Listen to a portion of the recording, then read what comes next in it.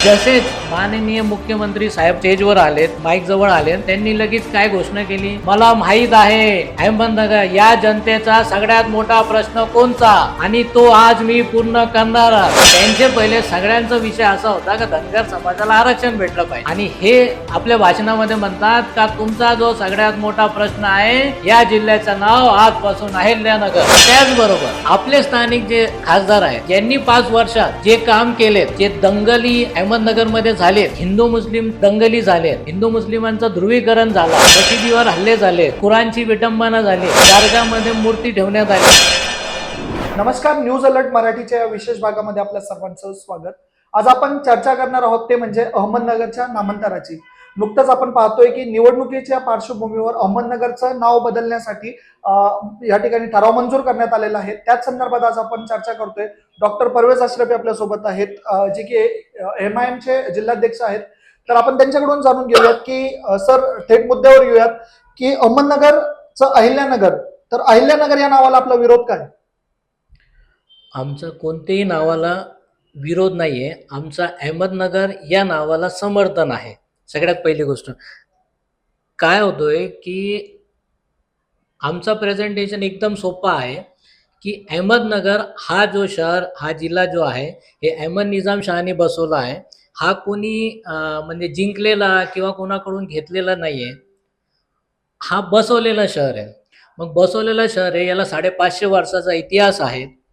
मग ह्या शहराचं नाव बदलण्याची सरकारला अचानक का आठवण आली, अहमदनगरचं नाव बदलायचं. लोक म्हणतात की नाही नाही तुमचा विरोध आहे. आमचा विरोध नाही आहे. आमचा अहमदनगर शहर, आम्ही अहमदनगरी आहे आणि we R proud to be अहमदनगरी. जो अहमदनगरमध्ये राहतो त्याला अहमदनगर नावाशी कोणताही त्रास नसताना फक्त सरकारने स्वतःच्या राजकारणापोटी अहमदनगरचं नाव बदलण्याचं षडयंत्र रचलेलं आहे. म्हणून आम्ही कोणत्याही नावाला विरोध करत नाही. फक्त आमचं एकच म्हणणं आहे, आमचं शहर आहे, आमचा जिल्हा आहे, आम्ही ठरवू आम्हाला कोणचं नाव पाहिजे. जर आपल्याला पुण्यश्लोक अहिल्यादेवी होळकर नाव द्यायचं आहे तर माझं एकदम सोपं त्याला हे आहे की आपण नवीन जिल्हा बसवावा, त्याला अहिल्यादेवीचं नाव द्या, काय प्रॉब्लेम आहे. फक्त अहमदनगर हा मुस्लिम नाव आहे, त्यामुळं आपण त्याचा विरोध करून त्याला एक नाव द्यायचा आणि ते वाद पेटवायचा, हे कुठपर्यंत योग्य आहे. म्हणून आम्ही अहमदनगर या नावाला समर्थन करतोय. निश्चितच तुम्ही या ठिकाणी सांगितलं की अहमदनगर हे नाव आम्हाला पाहिजे. तरी देखील तुम्ही या ठिकाणी एक प्रस्ताव दिला होता महानगरपालिकेसमोर की अहमदनगर शहराचं नाव बदलणार असेल तर शाह शरीफ नगर असं ठेवा. तर मग त्यामागची काय पार्श्वभूमी होती?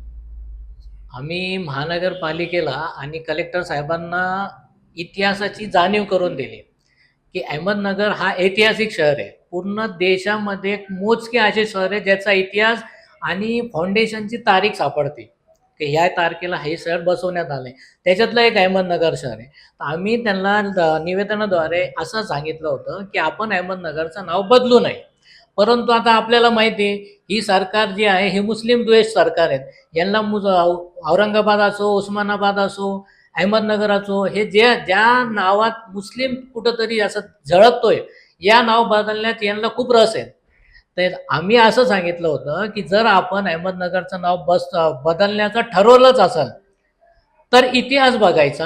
अहमद निजाम शाह नंतर सगळ्यात जो मोठा इतिहास आहे तो छत्रपती शिवाजी महाराजांचे वडील शहाजी राजे भोसले आणि चुलते शरीफजी राजे भोसले यांचा इतिहास आहे. आता जे लोक नाव बदलण्याने खुश आहे, यांना हा इतिहास माहित आहे का नाही, हाच मला आश्चर्य पडलाय. छत्रपती शिवाजी महाराजांचे वडील शहाजी राजे भोसले आणि शरीफजी राजे भोसले यांनी हीच निजामशाही, अहमद निजामशाही वाचवण्यासाठी भातोडीमध्ये एक खूप मोठी लढाई झाली होती आणि ती लढाई प्रसिद्ध आहे. त्यामध्ये ती लढाईचे कमांडिंग ऑफिसर शहाजी राजे भोसले होते. त्या लढाईमध्ये शरीफजी राजे भोसले शहीद झाले, हुतात्मा झाले. त्या लोकांना माहीत नसेल तर त्यांनी भातोडीमध्ये जाऊन पाहावा, तिथं शरीफजी राजे भोसलेंची आजही समाधी आहे. आणि सगळ्यात पहिले शहाजी राजे भोसले यांनी गनिमी गावाचा वापर भातोडीची लढाईमध्ये केला आणि ज्या रयतेच्या राज्याची स्थापना छत्रपती शिवाजी महाराजांनी केली त्याची संकल्पना हे शाहूजी राजे भोसले यांनी त्या भातोडीच्या लढाईतून आणि निजामशाही वाचवण्याच्या दरम्यान ती संकल्पना त्यांच्या मनात आली आणि त्या संकल्पनेला साकार करण्यासाठी छत्रपती शिवाजी महाराजांनी रयतेचं राज्य स्थापन केलं. एवढा मोठा इतिहास अहमदनगरचा होता आणि विशेष म्हणजे छत्रपती शिवाजी महाराज हयात असतानाही त्यांनी अहमदनगरचं नाव बदलण्याचा कधीच विचार केला नाही. असं हे अहमदनगर ऐतिहासिक शहर फक्त आपल्या गलिच्छ राजकारणासाठी, गढूळ राजकारणासाठी नामांतर करायचा आणि एका समाजाला खुश करण्याचा प्रयत्न करायचा, हे कुठपर्यंत योग्य आहे. तर आम्ही प्रशासनाला सांगितलं होतं की जर आपल्याला नाव बदलण्याचं आपण ठरवलंच असेल तर छत्रपती शिवाजी महाराजांचे वडील शहाजी राजे आणि चुलते शरीफजी राजे यांच्या नावाने शहा शरीफ नगर द्या. कारण अहमद निजाम शहानंतर सगळ्यात मोठा जो इतिहास आहे तो शहाजी राजे भोसले आणि शरीफजी राजे भोसलेच आहे. आणि पूर्ण महाराष्ट्रामध्ये एक म्हणजे आदर्श निर्माण झाला असता की महाराजांच्या पूर्वजांच्या नावाने शहा शरीफ नगर हा जिल्हा तयार झाला आहे म्हणून. निश्चितच या ठिकाणी आपण पाहतो की वारंवार बोलताना फडणवीस आणि जे शिंदे आहेत, एकनाथ शिंदे, ते नेहमीच म्हणतात की राज्यात हे छत्रपती शिवाजी महाराजांच्या विचारांचा हा शासन आहेत. आणि त्याच पार्श्वभूमीवर या ठिकाणी आपण पाहतोय की बोलताना डॉक्टर परवेज अशरफी म्हणाले की सगळ्यात मोठा इतिहास जो आहे तो शहाजी राजे आणि शरीफजी राजे यांचा आहे, अहमद निजाम शाह यांच्यानंतर. तर निश्चितच एक मोठा प्रश्न पुढचा असा आहे सर, की तुम्ही नुकतंच महानगरपालिकेचे आयुक्त आहेत, त्यांनी जे ठराव मंजूर केलाय महानगरपालिकेमध्ये प्रशासकीय राजवट असताना त्याला देखील आपण विरोध केला, तर त्याची काय पार्श्वभूमी आहे आणि त्याबद्दल काय सांगाल? नामांतर करायचं असताना लोकप्रतिनिधी आणि सामान्य जनता त्या जिल्ह्याची, त्या शहराची यांची प्रतिक्रिया घेणं गरजेचं असतं. महानगरपालिकेचा कार्यकाळ संपला, प्रशासक नेमलं, लोकप्रतिनिधींचा कार्यकाळ संपला, प्रशासक नेमलं आणि माननीय आयुक्त साहेब प्रशासकीय अधिकारी म्हणून नेमणूक करण्यात आली. आता प्रशासकीय अधिकारीचं काम काय असतो? प्रशासन चालवणे, पूर्ण अहमदनगर महानगरपालिकेमध्ये ज्या ज्या गोष्टी चालतात ते चालवणे. नामांतरण हा प्रशासकीयमध्ये येतो का? सगळ्यात पहिला प्रश्न आहे का प्रशासकीय अधिकारी यांना नामांतराचा ठराव मंजूर करण्याचा अधिकार आहे का? बरं, ठराव मंजूर करायचा असेल तर त्यांनी लोकप्रतिनिधी आणि सामान्य जनतेला विश्वासात घेतलं का? तिसरी गोष्ट, त्यांच्याकडं नामांतरासाठी वेगवेगळे नाव आलेले होते, त्या नावाचा त्यांनी विचार केला का? उत्तर आहे नाही.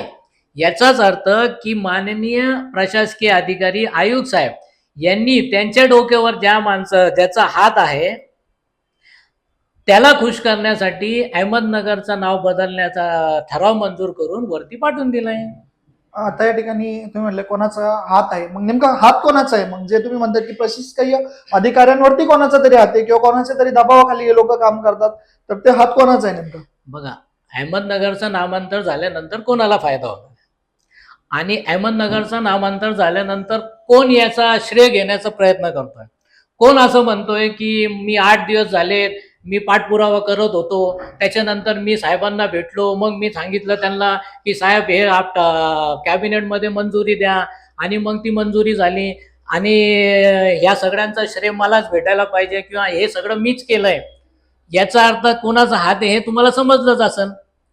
आणि ध्रुवीकरण करण्यासाठी म्हणजे अहमद हा नाव मुस्लिम निगडीत असल्यानंतर ह्या नावाला बदलून दुसरं नाव देऊन ध्रुवीकरण करायचा, हे पॉलिसी जी आहे ही भाजपची नेहमीची आहे. आणि आता भाजप सरकार बरोबर महायुतीमध्ये कोणते कोणते घटक पक्ष सामील झाले, तोडून फोडून जे सामील झाले, हे सगळे याचा श्रेय घेऊन याला राजकीय फायदा घेण्याचा प्रयत्न करत आहेत. निश्चितच या ठिकाणी तुम्ही ज्या पद्धतीने सांगितलं की प्रशासकीय जी राजवट आहे अहमदनगरमध्ये ते कोणाच्या तरी दबावाखाली काम करत असताना हे सगळे निर्णय घेण्यात आले. आता मोठा प्रश्न हा निर्माण होतो की लोकसभेच्या पार्श्वभूमीवरच का नाव बदलणार, याचा कोणत्या पक्षाला किंवा कोणत्या व्यक्तीला या गोष्टीचा फायदा होऊ शकतो का? म्हणजे निवडणूक आणि नामांतर. नक्कीच. विषय असा आहे की चोंडीमध्ये पुण्यश्लोक अहिल्यादेवी होळकरची जयंती निमित्त माननीय मुख्यमंत्री, उपमुख्यमंत्री आणि बाकीचे लोकांची सभा झाली होती. त्यावेळेस आपण तो पूर्ण जो प्रोग्राम आहे तो जर पाहिला ना, तर उपमुख्यमंत्रीच्या भाषणाचे पहिले प्रत्येक जणांचा हा विषय होता की धनगर समाजाला आरक्षण भेटलं पाहिजे. जसेच माननीय मुख्यमंत्री साहेब स्टेजवर आलेत, माईक जवळ आलेत, त्यांनी लगेच काय घोषणा केली, मला माहीत आहे अहमदनगर या जनतेचा सगळ्यात मोठा प्रश्न कोणचा आणि तो आज मी पूर्ण करणारच. त्यांचे पहिले सगळ्यांचा विषय असा होता की धनगर समाजाला आरक्षण भेटलं पाहिजे आणि हे आपल्या भाषणामध्ये म्हणतात का तुमचा जो सगळ्यात मोठा प्रश्न आहे या जिल्ह्याचं नाव आजपासून अहिल्यानगर. म्हणजे ते जे आरक्षणाचा मुद्दा होता त्याला सगळ्यांना बायपास करून यांना नामांतराचे तिकडं वळून घेतलं आणि यांना खुश करण्याचा प्रयत्न केला. एकदम क्लिअर कट आहे. आता त्यांना माहित होतं की या धनगर समाजाला आरक्षण देणं शक्य नाही. मग धनगर समाज नाराज, कारण आता काय झालंय का मराठा समाज मराठा आरक्षणमुळं या युती सरकारपासून लांब लांब चाललाय. आपण बघा सगळीकडे या लोकांनी जे पहिले आरक्षण देणार, मग ओबीसी मधून देणार, मग 10% देणार, हे जे खेळ मांडले पूर्ण इलेक्शन काढूपर्यंत, त्यांनी इलेक्शन आचारसंहिता लागूपर्यंत मराठा समाजाला ते फक्त खेळत राहिले. आणि धनगर समाजाचाही तोच प्रकार घडलाय. धनगर समाजालाही त्यांना खुश करायचं होतं आणि या खुश करण्यामागं जो रणनीती आपण म्हणू किंवा आपण ज्याला म्हणतो की षडयंत्र, तो कसा आहे की अहमदनगर, बारामती, बीड या जो ठिकाण आहे या या एरियामध्ये धनगर समाजाचा मतदान खूप जास्त आहे.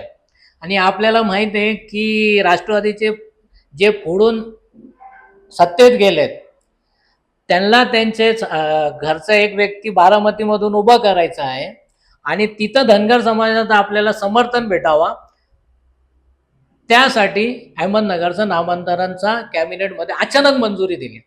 त्याचबरोबर आपले स्थानिक जे खासदार आहेत यांनी 5 वर्षात जे काम केलेत,